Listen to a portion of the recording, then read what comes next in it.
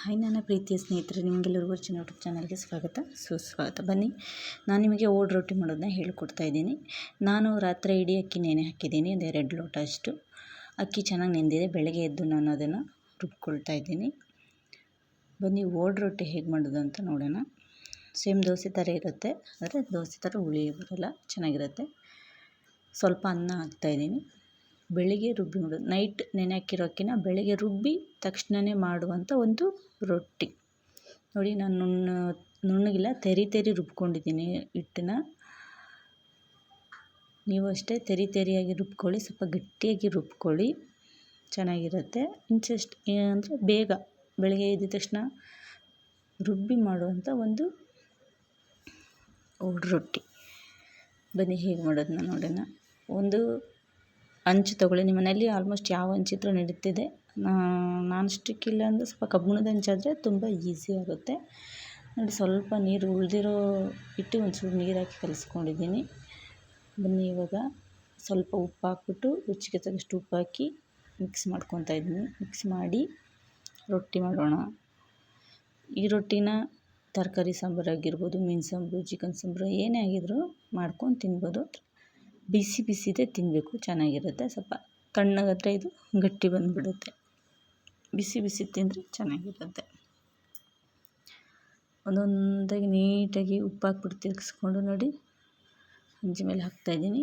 ಚೆನ್ನಾಗಿ ಬರುತ್ತೆ ಹುಳಿ. ಇವಾಗ ನಾವು ದೋಸೆ ಹೇಗೆ ಮಾಡ್ತೀವೋ ಅದೇ ಥರನೇ, ಆದರೆ ದೋಸೆಗೆ ಡೇ ನೆನೆಸಿ ನೈಟ್ ರುಬ್ಬಿ ಇಟ್ಟು ಹುಳಿ ಬಂದ ಮೇಲೆ ನಾವು ದೋಸೆ ಮಾಡ್ತೀವಿ. ಆದರೆ ಇದು ಹಾಗಿಲ್ಲ, ಇದು ನೈಟ್ ನೆನೆಸಿ ಡೇ ರುಬ್ಬಿ ಆ ತಕ್ಷಣವೇ ಮಾಡುವಂಥ ಒಂದು ರೊಟ್ಟಿ. ಚೆನ್ನಾಗಿ ಬರುತ್ತೆ, ಇದು ಮಾಡಿ ನೋಡಿ.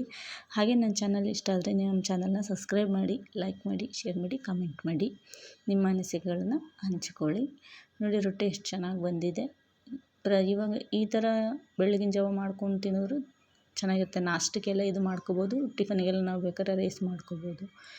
ಇದು ಸೊಸೈಟಿ ಅಕ್ಕಿಯಲ್ಲಿ ಮಾಡ್ತಾ ಇರೋದು. ಸೊಸೈಟಿ ಅಕ್ಕಿ ಈ ಥರನೂ ಯೂಸ್ ಮಾಡಿಕೊಂಡ್ರೆ ಈಸಿ ಆಗುತ್ತೆ. ನೋಡಿ, ಒಂದೊಂದು ರೊಟ್ಟಿ ನೋಡಿ ಎಷ್ಟು ಚೆನ್ನಾಗಿ ಬಂದಿದೆ. ಇದು ಬಿಸಿದೇ ಮಾಡಿ ಕೊಡ್ತಾಯಿದ್ರೆ ತಿನ್ನೋರಿಗೂ ಖುಷಿಯಾಗತ್ತೆ, ಚೆನ್ನಾಗಿರುತ್ತೆ. ನೀವು ಇದೇ ಥರ ಮಾಡ್ಕೊಳ್ಳಿ ಮನೆಯಲ್ಲಿ, ಚೆನ್ನಾಗಿ ಬರುತ್ತೆ. ನೋಡಿ, ಎಷ್ಟು ನೀಟಾಗಿ ಬರ್ತಾಯಿದೆ. ಆದಷ್ಟು ನಾನ್ ಸ್ಟಿಕ್ಕಿಂತ ಕಬ್ಬಿಣದ ಹಂಚಲ್ಲಿ ಮಾಡಿದ್ರೆ ಚೆನ್ನಾಗಿರುತ್ತೆ. ಕಬ್ಬಿಣ ಬಳಸಿದ್ರೆ ಒಳ್ಳೆಯದು ಆರೋಗ್ಯಕ್ಕೆ. ನಾನ್ ಸ್ಟಿಕ್ಕನ್ನು ಸ್ವಲ್ಪ ಆದಷ್ಟು ಕಮ್ಮಿ ಬಳಸಿ ಕಬ್ಬಿಣದ ಹಂಚು ತೊಗೊಳ್ಳಿ, ಚೆನ್ನಾಗಿ ಬರುತ್ತೆ. ನಾವು ಒಂದು ಮೀನು ಫ್ರೈ ಮಾಡೋದಕ್ಕಾಗಲಿ, ಒಂದು ಚಪಾತಿ ಬೇಯಿಸೋಕ್ಕಾಗಲಿ, ಏನಕ್ಕಾದರೂ ಕಬ್ಬಿಣದ ಹಂಚು ಯೂಸ್ ಮಾಡಿದ್ರೆ ಚೆನ್ನಾಗಿ ಬರುತ್ತೆ. ನೋಡಿ, ರೊಟ್ಟಿ ಎಷ್ಟು ಚೆನ್ನಾಗಿ ಬರ್ತಾಯಿದೆ.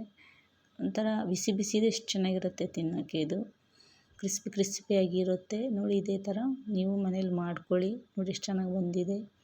ನೋಡಿ, ನಾನು ಆಲ್ಮೋಸ್ಟು ತಿಂಡಿಗೆ ಅಂತ ಮಾಡಿದ್ದೀನಿ.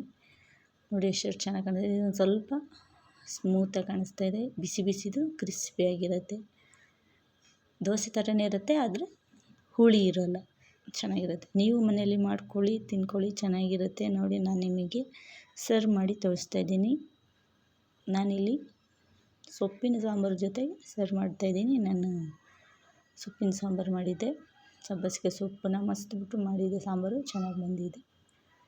ನೀವು ಮಾಡ್ಕೊಳ್ಳಿ, ತಿನ್ನಿ ಮನೇಲಿ. ಮಕ್ಕಳಿಗೂ ಕೂಡ ಕೊಡ್ಬೋದು, ಎಲ್ಲರೂ ಮಾಡ್ಕೊಂಡು ತಿನ್ಬೋದು. ಸೊಸೈಟಿ ಅಕ್ಕಿಯಿಂದ ಮಾಡಿರುವಂಥ ರೊಟ್ಟಿ. ನಾವು ಇದಕ್ಕೆ ಓಡ್ ರೊಟ್ಟಿ ಅಂತ ಹೇಳ್ತೀವಿ, ಅಂದರೆ ತಕ್ಷಣವೇ ರುಬ್ಬಿ ಮಾಡುವಂಥ ಒಂದು ರೊಟ್ಟಿ. Thank you watching my channel. Bye.